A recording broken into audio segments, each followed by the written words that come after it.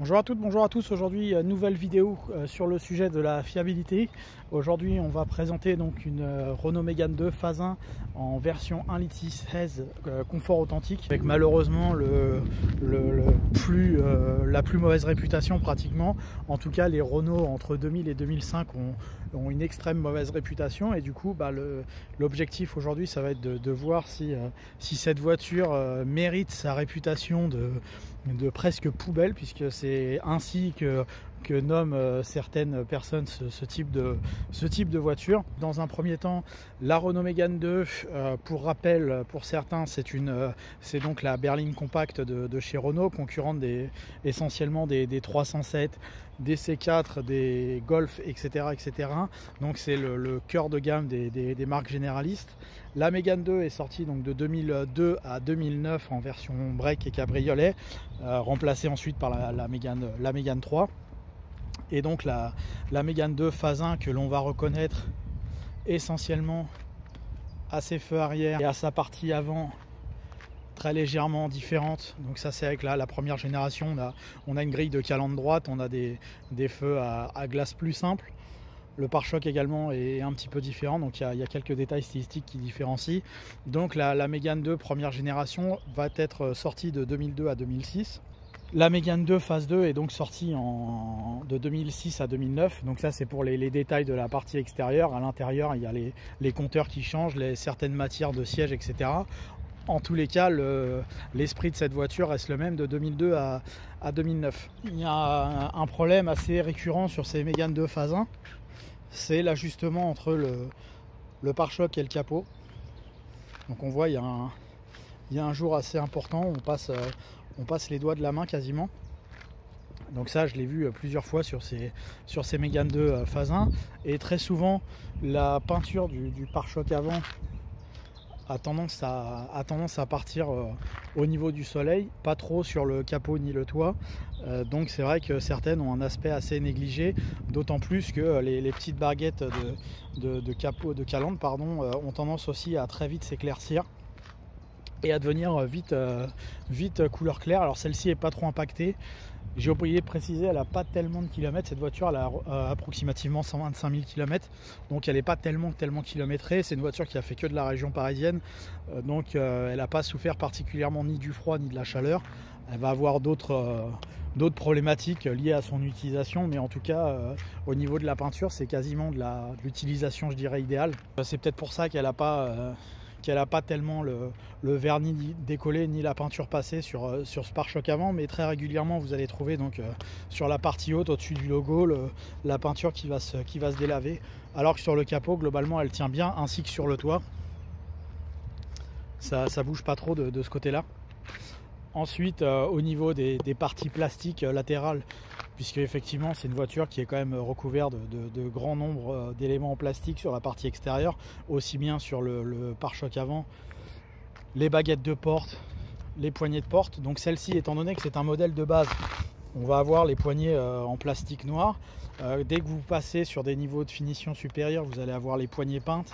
Vous allez avoir les rétroviseurs qui vont être peints au niveau de leur coquille de rétroviseur, donc vraiment à ce niveau-là. Et la baguette de porte, souvent, va avoir une finition de couleur. Et ça, c'est un problème aussi, puisque très souvent, les poignées de porte sur les Mégane, sur la partie supérieure, elle va se délaver la peinture. Très souvent, on le trouve de couleur grise, et ça devient vite noir. Également, la partie haute de la baguette va se délaver, ce qui est assez moyen. Pas trop de problèmes de fixation, ni de joint, ça cloque pas non plus, contrairement aux voitures du groupe PSA. Elle cloque pas à ce niveau-là. Par contre, donc les poignées se délavent. Sur les parties arrière, pas grand chose à signaler. En général, ça tient plutôt bien, hein. Je parle en utilisation normale. Les joints, pareil, de ce côté-ci sont corrects. Si cette partie-là aussi va se délaver au même rythme que le plastique qui est entre les deux fenêtres avant, il va se délaver au même rythme que la calandre de manière générale. ça donnera un ton assez uniforme.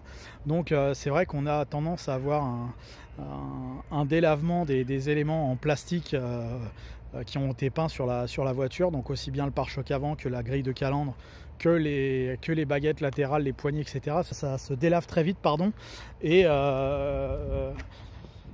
donc ça rafraîchit pas tellement le design de la voiture, et le problème des poignées de porte est également présent sur les Mégane 2 phase 2. Ils n'ont jamais réussi à régler ce souci. Après, les baguettes au niveau du toit, globalement, elles tiennent plutôt bien. L'antenne de toit également, donc ça, il n'y a pas trop de soucis à se faire là-dessus. Alors là, celle-ci à la porte qui se délave, je ne sais pas si elle a été refaite ou pas. En tout cas, les gravages vides sur les carreaux sont les mêmes. Il n'y a pas l'air d'avoir de peinture sous le joint, mais là on peut voir que ici le vernis est en train de sauter sur la peinture de la voiture. Donc ça fait un petit aspect un petit peu négligé. Après, le reste de la teinte, il est assez uniforme. Il n'y a pas de différence de teinte entre les éléments plastiques et en métal sur la voiture. Et ça, quelle que soit la peinture que vous allez choisir, que ce soit une métallisée ou une non métallisée, globalement le tendu de la peinture et le résidu de la peinture va être assez correct. Par contre, gros point noir sur donc l'ensemble des plastiques, vous l'aurez compris, ça a tendance à soit perdre de leur teinte noire d'origine, soit à perdre leur peinture, malheureusement. Les feux avant, je trouve qu'ils jaunissent moins vite que les phares des marques concurrentes. Alors je dis pas que ça se jaunit pas, mais ça jaunit un peu moins. Donc bon point de ce côté là. Mais globalement la Mégane 2 première série est plutôt moyenne, et voire très moyenne. La Mégane 2 phase 2 a légèrement progressé, mais on fera un jour une fiabilité sur une Mégane 2 phase 2 pour voir un petit peu les différences entre les deux versions. Donc sur les intérieurs de Mégane 2 phase 1, on a soit des atmosphères noires, soit des atmosphères beige, pour partir au plus simple. Donc systématiquement, ce que vous allez trouver sur les Renault Mégane, que ce soit les deux phase 1 pardon, ou les deux phase 2, ça va être ces poignées. Décidément, on a des problèmes avec les poignées. Donc les poignées intérieures perdent de leur peinture. Alors c'est pas que la Mégane 2 qui fait ça. Il y a aussi la Laguna 2 qui l'a, la Laguna 3 je crois aussi. Et globalement, la peinture de la poignée de porte intérieure perd de son cachet.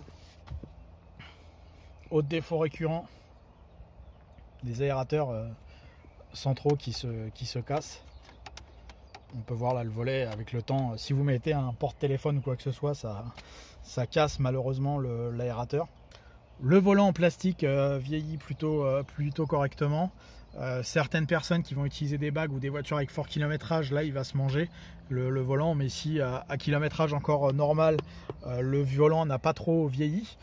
Là globalement à l'intérieur, c'est surtout les poignées de porte qui vont poser problème, les aérateurs qui vont poser problème. Également, on va trouver certains nombres de soucis sur les sièges. Alors celle-ci ne l'a pas, peut-être que la personne était assez fine qui conduisait la voiture, mais on voit que la mousse elle commence à bien s'écraser. Mais souvent vous avez soit le tissu soit le cuir qui s'éclate ici, et de la même façon vous allez avoir la même chose sur la partie haute du siège qui va avoir tendance à vite se casser. Les moquettes sur les personnes qui conduisent avec des talons ont tendance aussi à se craquer au niveau de la pédale d'accélérateur. Ça c'est assez récurrent sur la Renault Mégane. La poignée de frein à main suit le même chemin que les poignées d'ouverture de porte. Là celle-ci est encore propre, mais souvent elles sont éclatées. Autre chose assez fragile sur la Mégane 2, que ce soit la phase 1 ou la phase 2, le joint il s'éclate à ce niveau là. Ça c'est la ceinture, en fait vous la mettez comme ça, le gars qui va un peu vite quand il ouvre ou qui ferme sa porte, la ceinture elle se met comme ça, elle se bloque, et du coup quand vous fermez la porte, ça a tendance ça écrase le joint, et puis ça le coupe avec les années. Et les rayures ici sont également dues à la problématique de la ceinture. On voit bien que le plastique se dégrade assez vite malheureusement. Pour le reste, au niveau du tableau de bord, il n'y a pas de problème de décollement comme sur les Laguna 2. Il n'y a pas spécialement de problème de vibration. Si ça n'a jamais été démonté, il n'y a pas de souci. Si ça a été démonté et remonté correctement, En principe, ça bouge pas trop. Et au niveau des banquettes arrière, globalement, ça vieillit bien. Il n'y a pas de souci particulier. On a le même problème récurrent là sur le plastique au niveau de la ceinture. Donc là, le siège globalement a pas trop bougé, que ce soit le conducteur ou le passager. Ils n'ont pas trop tendance à s'affaisser. S'ils sont entretenus régulièrement, ça va. À part le siège conducteur, comme je vous disais tout à l'heure, qui a tendance à se fissurer vraiment contre le bout du plastique. Finalement, la partie intérieure a presque... les plastiques intérieurs ont tendance à mieux vieillir que les plastiques extérieurs. Donc c'est... heureusement d'ailleurs. Elles font moins leurs âges à ce niveau-là. À part les aérateurs et les poignées. Les poignées, on peut encore les repeindre. Si vous les démontez, vous pouvez les refaire si vraiment ça vous pose problème.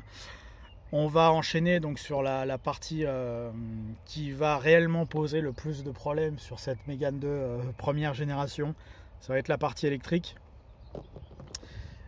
Là, on a la chance d'avoir un modèle de base donc qui va être peu optionné et qui va donc poser peu de problèmes électriques.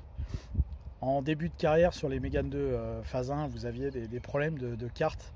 Les voitures refusaient de démarrer de manière assez régulière. Il s'avère que c'était les lecteurs de cartes qui posaient problème. Aujourd'hui, on sait le faire pour quelques dizaines d'euros la réparation. C'est souvent pas grand chose. Il suffit de démonter la façade de tableau de bord et l'encoche où vous mettez la carte, c'est un petit lecteur et c'est ce petit lecteur qui se déprogramme malheureusement. Donc il faut le changer. Pour quelques dizaines d'euros, vous arrivez à en trouver d'occasion. Sur les versions des phases 2, elles se montent en lieu et place et par contre sur les Mégane 2 phase 2 c'est très fiable, il n'y a pas de souci. Ça, c'était un problème récurrent sur ces voitures-là. Deuxième problème récurrent qu'on avait sur les Mégane 2, c'était les voyants d'airbag très souvent allumés. Donc celle-ci ne l'a pas. Donc quand vous aviez de la chance, c'était un simple fil qui était dessoudé sous le siège conducteur ou sous le siège passager. Donc ça, c'était la version chanceuse. La version moins chanceuse, mais pas la plus dramatique, c'était ce qu'on appelle le contacteur tournant. Donc c'était le système qui était derrière l'airbag, donc là où il y a les commodos qui viennent se fixer, qui était défectueux. Donc là, il fallait malheureusement enlever l'airbag, puis donc accéder à ce contacteur, donc changer toute la platine. C'est pareil, c'est quelque chose qui aujourd'hui est tout à fait maîtrisé, mais qui à l'époque ont participé à la mauvaise réputation de cette Mégane 2 phase 1. Aujourd'hui, vous le réparez assez facilement et pour pas trop cher avec la disponibilité des pièces, mais c'est vrai que ça a participé à la mauvaise image de cette voiture. Donc ça, c'était à peu près le lot courant de toutes les voitures. Et si c'était pas donc ces deux possibilités-là sur le voyant d'airbag, ça pouvait être aussi un fil qui était coupé dans le siège. Et là, ça posait plus de problèmes parce qu'il fallait changer le siège complet. Et bah, soit il faut en trouver un à la casse de la même couleur, soit il faut l'acheter en neuf. Et là, ça vaut très très cher. Donc globalement, ça c'était les deux gros problèmes des Mégane 2 phase 1. C'était les lecteurs de cartes qui avaient un problème, on va dire, de maîtrise, de fiabilité à ce niveau-là. Le voyant d'airbag. Les vitres électriques, donc ça c'est courant sur tous les modèles de voitures. Les moteurs de vitres électriques ont tendance à lâcher, ou bien c'était le câblage mécanique du système de vitre qui faisait que ça lâchait. Donc ça c'était le lot commun de toutes les Mégane 2 en phase 1. Et par contre, dès que vous saviez des options sur ces voitures-là, alors là c'était le gros problème. Les GPS, on a eu tout type de problèmes. Donc le GPS, il se loge en haut l'écran du GPS pardon se loge en haut du tableau de bord. Le lecteur de GPS était donc en dessous les commandes de climatisation qu'on voit sur là où il y a l'autoradio qui n'est pas un autoradio d'origine. Et au-dessus des aérateurs centraux, on avait droit donc à un écran de GPS qui se déployait sur le haut du tableau de bord. Et ce système-là est un modèle peu fiable. Alors entre les soucis d'antenne de GPS, les soucis d'amplificateur, les soucis d'écran qui ne sortent pas, tous les problèmes possibles et imaginables étaient présents sur ce GPS de Mégane 2.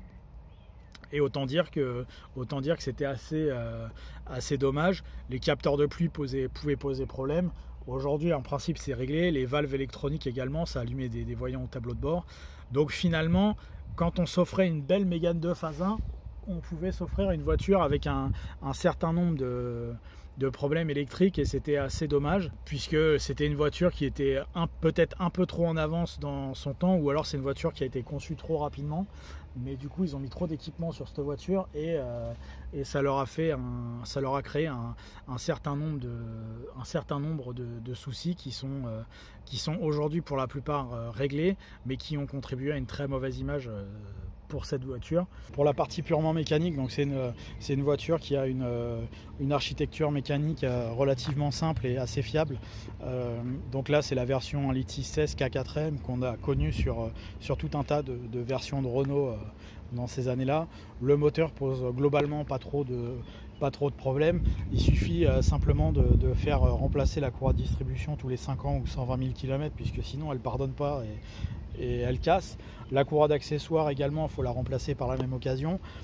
Ce qui pouvait également poser problème, c'était souvent les bobines d'allumage, donc ces fameuses bobines crayon qu'on voit ici. Ces bobines donc avaient tendance à lâcher et à vous allumer un voyant au tableau de bord. Aujourd'hui, encore une fois, c'est pas des pièces qui sont très onéreuses, ça vaut une vingtaine d'euros, mais faut le savoir, faut y penser pour. Et puis il faut surtout avoir la valise pour pouvoir détecter quelle bobine pose un problème. Mais globalement, cette mécanique est plutôt fiable. Également au niveau des consommables, c'est pas une voiture qui consomme beaucoup de choses. Les pneus, les freins sont plutôt endurantes. Quelques rotules de crémaillère qui vont être à remplacer régulièrement. Mais c'est pas un moteur, le 1.6 qui pose problème globalement. C'est pas un moteur très coûteux. Même les pneus arrière, c'est pas des voitures qui vont manger beaucoup de pneus. Donc si je peux donner mon avis aujourd'hui sur la Renault Mégane 2 de première génération, c'est un choix qui peut être risqué si vous prenez une voiture comme ça avec beaucoup d'options. Aujourd'hui, une Mégane 2 phase 1, il faut la prendre dans cette configuration comme ici, avec un moteur essence en 1.6 ou en 1.4, et avec le minimum d'options possibles. Donc là, celle-ci a juste la clim, il n'y a même pas de régulateur de vitesse, il n'y a vraiment rien dans cette voiture. Et là, vous êtes pratiquement à l'abri des problèmes et des problèmes coûteux. Par contre, ce sera une autre histoire sur une version diesel, bien sûr, et sur une version avec beaucoup d'équipements. Ces voitures-là sont même à proscrire et à déconseiller. Là, une Mégane 2 phase 1 comme celle-ci, sans option, avec un kilométrage raisonnable en essence, c'est une voiture que vous allez acheter 2000-2500 €, et donc à ce prix-là, vous allez avoir une voiture tout à fait correcte pour aller travailler, parce que aujourd'hui vous ne ferez pas beaucoup plus de choses que les déplacements quotidiens avec ce genre de voiture. En tout cas, elle se réserve à ça, mais vous pouvez quand même faire de la route sans trop de soucis. Donc si vous êtes en quête d'une voiture pas chère et que vous souhaitez acheter une Mégane de phase 1 en essence avec le moins d'équipements supplémentaires pour éviter tout problème potentiel. Voilà, je vous remercie d'avoir suivi cette nouvelle vidéo de fiabilité. N'hésitez pas à commenter et à aimer pour faire monter cette vidéo. Merci encore d'être toujours plus nombreux à vous abonner. Si ce n'est pas le cas, n'hésitez pas à le faire. YouTube, Facebook, Instagram, le Garage PTS, pour avoir accès à tous les différents contenus. Merci à vous, à bientôt.